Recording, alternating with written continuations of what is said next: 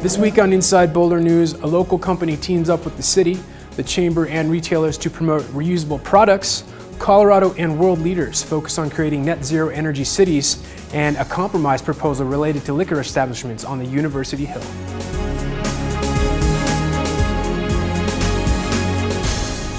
Welcome to Inside Boulder News. I'm Mike Benuelos.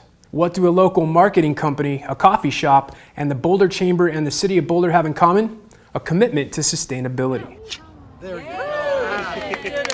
On Thursday, the four partners gathered to kick off an exciting new rewards program. The Brought It Boulder Rewards program lets customers earn rewards for reducing waste by reusing items like shopping bags, coffee mugs, and to-go containers. Participating businesses in turn cut down on costs associated with purchasing and disposing of these products. In addition to Pete's Coffee and Tea, a variety of local businesses have signed up as participants, and more are expected soon. Visit the Brought It Boulder website for a complete list. Sustainability was the focus of many conversations this week in our neighboring city of Fort Collins, where participants from 15 countries gathered for the second annual Net Zero Cities Conference. Presenters and attendees exchanged ideas about energy, transportation, and water, with an emphasis on reducing our carbon footprint.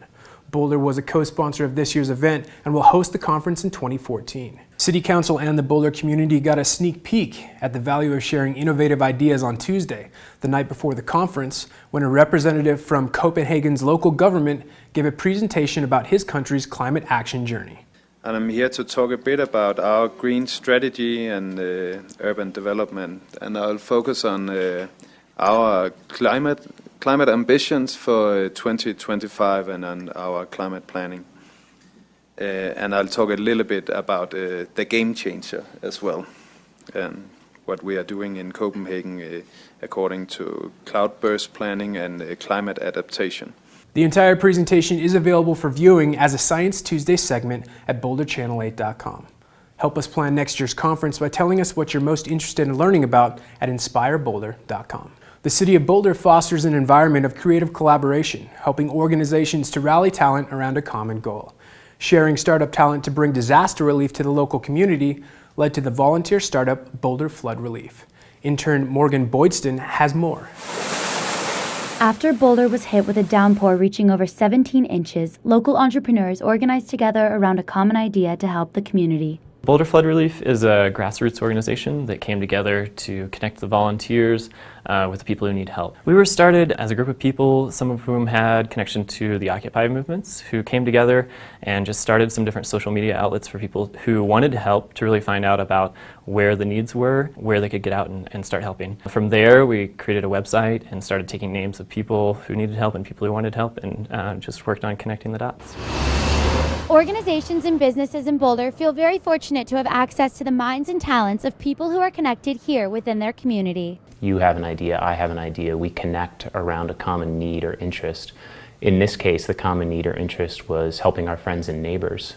Social networks like Facebook, Twitter, the amount of texts that were sent back and forth, all of these things, I think, afforded people the ability to not only self-organize, but to begin a response. We see that a lot within the startup community. After the flooding, people were grateful for the ability to call upon organizations that came out of our innovative culture to provide support and guidance. Technology and social networking were at the forefront of volunteer and relief efforts. Boulder startups recognize a need to give before you get, and in this instance, we're all having to give in order to help. And what we get in return is a value on service, and I think a community that's better prepared to handle the next incident, whether it be within the Front Range, state of Colorado, or beyond.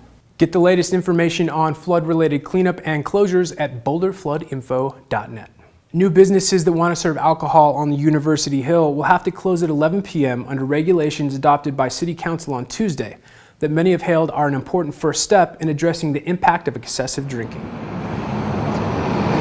But more sweeping restrictions were rejected as a result of efforts to create a compromise between community members, business leaders, and elected officials. The ordinance, which passed unanimously, will apply to new establishments in the University Hill neighborhood only.